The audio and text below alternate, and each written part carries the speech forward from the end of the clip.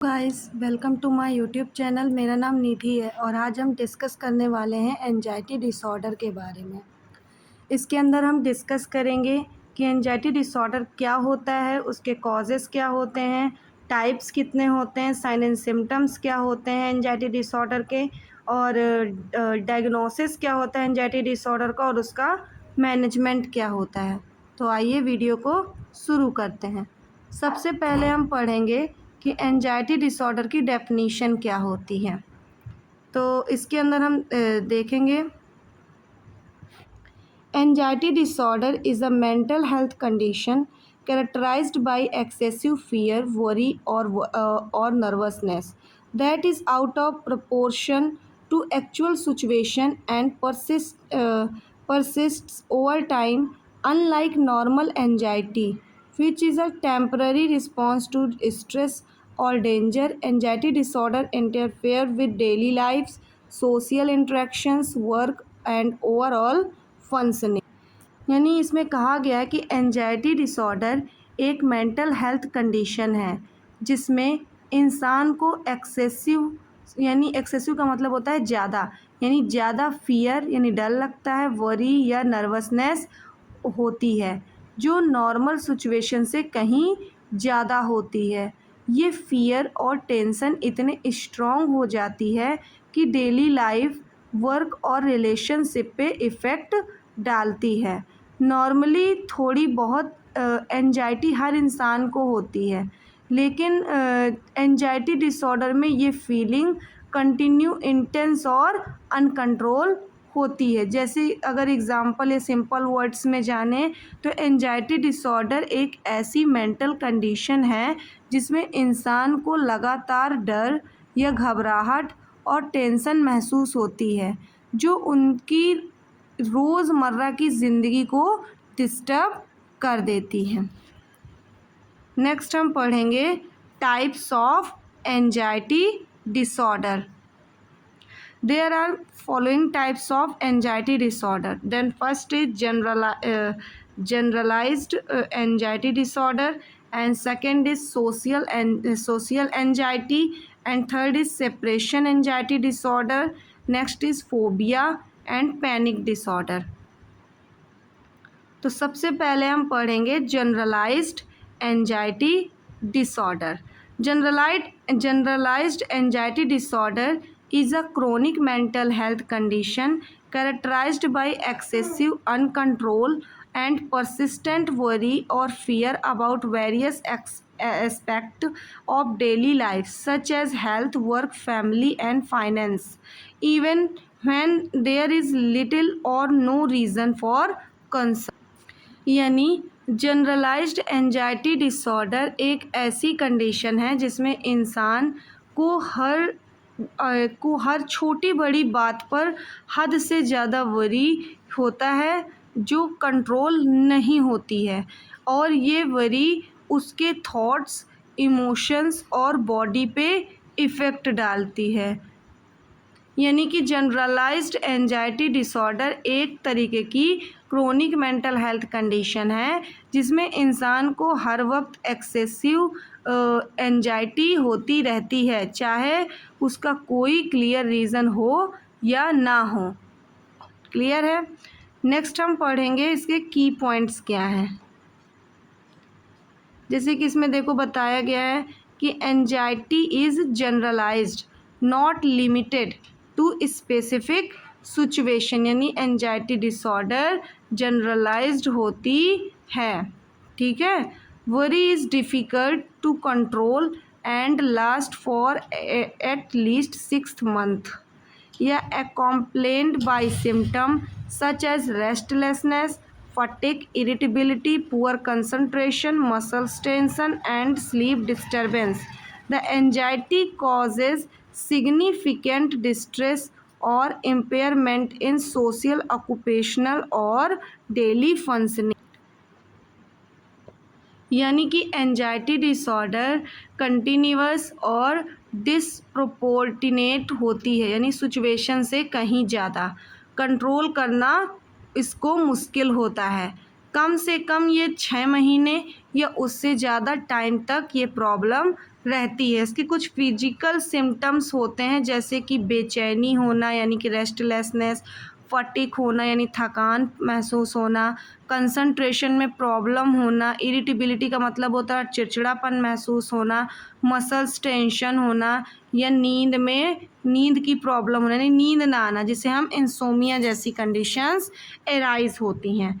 Next हम पढ़ेंगे social anxiety disorder. तो social anxiety disorder is a mental health condition characterized by an intense and persistent fear of social or performance situation in which a person fear belong, embarrasses, judges, and negatively evaluated by others।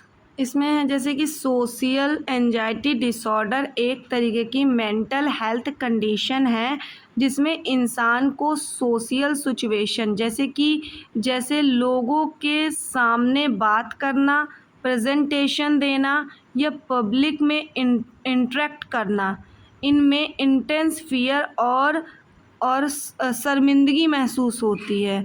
यानी social anxiety disorder वाले लोगों को लगता है कि लोग उन्हें जज करेंगे, कैटेगराइज करेंगे या उनकी बुराई करेंगे। इस वजह से वो सोशल मतलब जहाँ पे समाज इकट्ठा होता है ऐसी सामाजिक जगहों पर जाने से को अवॉइड करते हैं। समझ आया?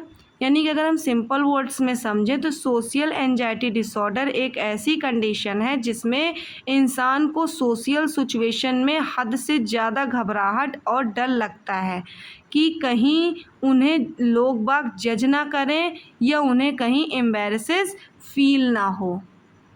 ठीक है, तो आइए आगे पढ़ते हैं। नेक्स्ट हम पढ़ेंगे की पॉइंट्स इन डेफिनेशंस। इसके क्या क्या हैं, जैसे कि fear occurs in social interaction में डर लगेगा, by meeting new peoples, eating in public and conversation करने में। Also occurs in performance situations, या फिर जैसे कि पब्लिकली स्पीकिंग और प्रेजेंटेशन देने में, यानी जहाँ पे उसे प्रेजेंटेशन देना हो, खुद को प्रेजेंट करना होगा या फिर पब्लिकली उसे स्पीक करना होगा या फिर कोई प्रोग्राम परफॉर्म करना होगा, तो ऐसी सिचुएशंस में उसको घबराहट महसूस होगी। A fear is excessive and unreasonable leading to avoidance and severe distress and causes insufficient impairment in daily and occupational और social functioning। यानी कि मतलब कि जैसे अगर देखा जाए तो वो सोशल इवेंट्स या पब्लिक स्पीकिंग को अवॉइड करेगा या फिर हर वक्त लगना लोग मतलब उसे हर वक्त यही लगता रहेगा कि लोग उसे देख रहे हैं, उसे जज कर रहे हैं, उसे मतलब ये सारे सिम्टम्स दिखाई देंगे। मतलब नॉर्मल शर्माना या खुद को लोगों से अलग रहना, यानी नॉर्मल सैडनेस अलग होती है, लेकिन सोशल एंजाइटी डिसऑर्डर में डर लगना स्ट्रॉन्ग होता है कि वो डेली लाइफ, स्टडी, जब और रिलेशनशिप को डिस्टर्ब कर देता है। नेक्स्ट हम पढ़ेंगे separation anxiety disorder. Separation anxiety disorder is a mental health condition characterized by excessive and developmentally inappropriate fear or anxiety about being separated from home or major attachment figures such as parents, caregiver, or loved one। यानी कि separation anxiety disorder एक ऐसी anxiety disorder है जिसमें इंसान अपने close person जैसे कि माँ बाप, पार्टनर या केयर गिवर से दूर होने पर इंटेंस फियर और डिस्ट्रेस फील करता है। ये नॉर्मल सेपरेशन एंजाइटी से मतलब कि ये जो छोटे बचपन में 2 से 3 साल की एज तक होता है, मतलब कि ये नॉर्मल सेपरेशन एंजाइटी से अलग होता है क्योंकि इस डिसऑर्डर में फियर एज के हिसाब से ज़्यादा प्रोलॉन्ग्ड और एबनॉर्मल होता है। नेक्स्ट हम पढ़ेंगे इसके की पॉइंट्स। जैसे कि पहला पॉइंट है हमारा, the anxiety is greater than expected from the person age. यानी कि जो एंजाइटी होती है वो पर्सन की एज ग्रुप पे के हिसाब से, मतलब हिसाब से ज़्यादा भी हो सकती है, प्रोलॉन्ग्ड भी हो सकती है और एबनॉर्मल भी हो सकती है। इसके कुछ कॉमन फेयर होते हैं, जैसे हार्म टू अटैचमेंट फिगर, जैसे कि गेटिंग लॉस्ट या बीइंग अलोंग, यानी अकेले रहने से डर लगना, या फिर मतलब कि खुद के जो मतलब कि अपनों से दूर होने में जो डर डर होता है, ये सारी चीज़ें उसमें फील होती है। Lead to avoidance behaviour like as refusing to go school, sleep alone, या travelling from away from home, यानी घर से बाहर जाने में डरना, अकेले सोने में डरना, या फिर किसी refusing to go the school, यानी कि अकेले घर जाना। इसके कुछ सिम्टम्स जो होते हैं, एटलीस्ट 4 वीक्स इन चिल्ड्रन या फिर एडोलसेंट, या फिर 6 मंथ और मोर इन एडल्ट्स तक रहते हैं।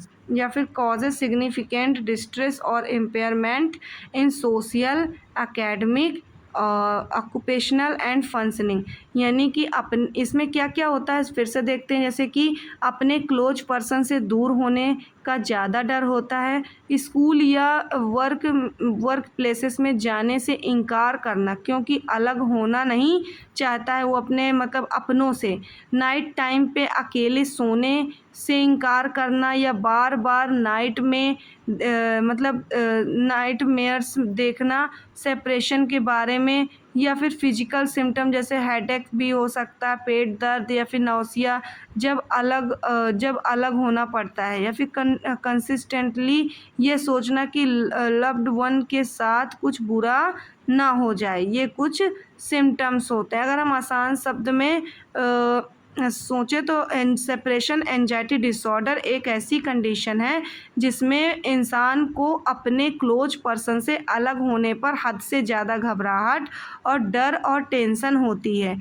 ये उसकी एज के हिसाब से नॉर्मल होती है और डेली लाइफ के हिसाब मतलब डेली लाइफ को डिस्टर्ब कर देती है। नेक्स्ट हम पढ़ेंगे फोबिया। फोबिया क्या है? तो phobia is a type of anxiety disorder characterized by persistent, excessive and irritational fear of a specific object, activity or situation that poses little or no actual danger। यानी कि phobia एक anxiety disorder है जिसमें इंसान को किसी specific चीज़ या situation या एक्टिविटी से इंटेंस और इरिशनल फियर होता है। यह डर इतना ज़्यादा होता है कि वो इंसान उस सिचुएशन या ऑब्जेक्ट से बचने की पूरी कोशिश करता है, चाहे वो चीज़ असल में इतनी डेंजर ना हो। इसके कुछ की पॉइंट्स हैं डेफिनेशन के, तो आइए पढ़ते हैं। जैसे कि the fear is out of proportion to the actual threat expose to the public stimulus at almost away triggers immediate anxiety or panic. The person often avoid the fear object situation or reduce in which intense distress. The phobia causes significant impairment in daily social और occupational functioning। यानी fear इरिटेशनल होता है, मतलब reality से ज़्यादा fear इतना strong होता है कि डेली लाइफ डिस्टर्ब कर देता है। यानी इंसान को अपना डर गलत लगता है, लेकिन फिर भी कंट्रोल नहीं कर पाता। मतलब कि इसके बहुत सारे टाइप्स भी होते हैं, जैसे specific phobia, social phobia, agoraphobia, जैसे बहुत सारे मैनी टाइप्स होते हैं। अगर हम सिंपल वर्ड्स में जानें तो फोबिया एक ऐसी कंडीशन है जिसमें इंसान को किसी पर्टिकुलर चीज़ या सिचुएशन से हद से ज़्यादा और इरिशनल डर लगता है, जो उसकी नॉर्मल लाइफ और एक्टिविटीज़ को भी इफ़ेक्ट कर देता है। नेक्स्ट हम पढ़ेंगे पैनिक डिसऑर्डर। तो panic disorder is an anxiety disorder characterized by recurrent unexpected panic attacks, sudden episodes of intense fear और discomfort along with persistent concern about having more attacks, worry about their consequence like losing control, having a heart attack or going crazy, and or significant maladaptive changes in behavior to avoid future attacks. Panic disorder एक anxiety disorder है जिसमें इंसान को sudden और repeated panic attacks आते हैं। Panic attacks एक intense fear और डिस्कम्फर्ट का शॉर्ट एपिसोड होता है जो अचानक स्टार्ट होता है और कुछ मिनट तक बहुत सीवियर हो सकता है। इसके कुछ की पॉइंट्स होते हैं, तो आइए पढ़ते हैं। जैसे कि panic attacks abrupt surge in intense fear peaking within minute, या फिर इसके कुछ सिम्टम्स होते हैं जैसे palpitations, sweating, trembling, chest pain, breathlessness, dizziness, nausea, fear of dying और लूजिंग कंट्रोल। अटैक्स और unexpected not right to a specific triggers, या फिर कॉजेज डिस्ट्रेस और इम्पेयरमेंट इन डेली सोशल और ऑक्यूपेशनल फंक्शनिंग। यानी कि पैनिक अटैक बार बार रिपीट होते हैं बिना क्लियर रीज़न के। इंसान को बार बार डर लगता है कि अब वो दोबारा अटैक आ जाएगा। पैनिक अटैक के दौरान फिजिकल और इमोशनल दोनों सिम्टम्स आते हैं। इसके कुछ कॉमन कॉजेज़ यानी उसके कॉमन साइन एंड सिम्टम्स होते हैं जैसे पाल्पिटेशन यानी तेज़ धड़कन या सांस लेने में दिक्कत होना, पसीना आना या फिर चक्कर आना या कपकपी या ट्रीमर्स जैसे कि चेस्ट पेन या प्रेशर, नौसिया या फिर डेथ का डर होना यानी मुझे हार्ट अटैक हो रहा है या मैं मर जाऊंगा, या कंट्रोल खो देने का डर यानी मैं पागल हो रहा हूँ। ऐसी कंडीशंस एराइज होती हैं। नेक्स्ट हम पढ़ेंगे कॉजेज़ क्या क्या होते हैं एंजाइटी डिसऑर्डर के। जैसे कि पहला कॉज होता है जेनेटिकली। अगर किसी को पेरेंट्स को अगर मान लो एंजाइटी डिसऑर्डर रहा होगा तो वो जनरेशन बाय जनरेशन मतलब कि जेनेटिकली भी यानी ट्रांसफ़र हो सकता है उनके चिल्ड्रंस में, यानी उनकी फैमिली में पहले से ही इसकी हिस्ट्री रही होगी। केमिकल इम्बैलेंस जैसे कि आपके नॉर्मली सेरोटोनिन और डोपामीन का सेक्रीशन ट्रिगर हो रहा हो, या फिर exposure to traumatic events, trauma हुआ हो, किसी traumatic event such as abuse किया हो किसी ने, या फिर परसिस्टेंट स्ट्रेस और एंजाइटी जैसी कंडीशंस एराइज हुई हों। या फिर चौथी है childhood sexual abuse, the severe form of maltreatment या contribute to long lasting anxiety and emotional difficulties. जिसमें से हमारी पाँचवीं और छठवीं कंडीशन है जैसे कि कॉन्फ्लिक्ट हुआ हो, या फिर ऑन गोइंग इंटरपर्सनल या social conflict create significant stress और एंजाइटी सिम्टम, यानी कि कॉन्फ्लिक्ट के कारण अगर उसको सिग्निफिकेंट स्ट्रेस या फिर मतलब कि एंजाइटी सिम्टम्स एराइज हुए हों, या फिर ब्रेन में उसे एंजाइटी हुई हो, या फिर abnormal activation of brain region like the मतलब कि उसे एंजाइटी एक तरीके से उसको पैनिक अटैक्स आ रहे हों उसके ब्रेन की एंजाइटी की वजह से, या फिर उसको स्ट्रेस हुआ हो किसी प्रकार का। ये कुछ कॉजेज़ थे आपके एंजाइटी डिसऑर्डर के। नेक्स्ट हम पढ़ेंगे sign and symptoms of anxiety disorder. तो जैसे कि पहला है हमारा एक्सेसिव वरी या फिर अनईजीनेस, दूसरा है हमारा इंक्रीज इरिटेबिलिटी यानी घबराहट बढ़ जाती है, और जैसे कि मसल्स टेंशन और एसेस का बढ़ जाना, या फिर रेस्टलेसनेस और फीलिंग ऑन ईजेस का बढ़ जाना, या डिफ़िकल्टी कंसंट्रेशन, या फिर फटिग और टेंडरनेस का सिम्टम्स शो होना। ये आपके कुछ एंजाइटी डिसऑर्डर के सिम्टम्स थे। नेक्स्ट हम पढ़ेंगे डायग्नोसिस कैसे कर सकते हैं कि पेशेंट आपका एंजाइटी डिसऑर्डर से ग्रसित है कि नहीं। तो पहले हम उसका क्लिनिकल इवैल्यूएशन कर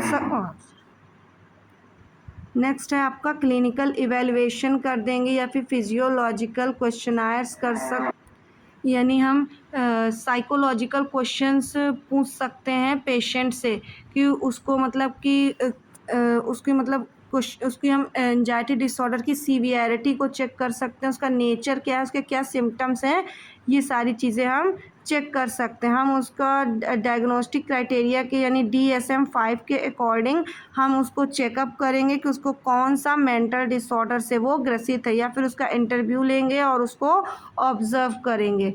नेक्स्ट हम पढ़ेंगे इसका मैनेजमेंट क्या होता है एंजाइटी डिसऑर्डर का। तो मैनेजमेंट में हम सबसे पहले पेशेंट को साइकोथेरेपी प्रोवाइड करते हैं, जिसमें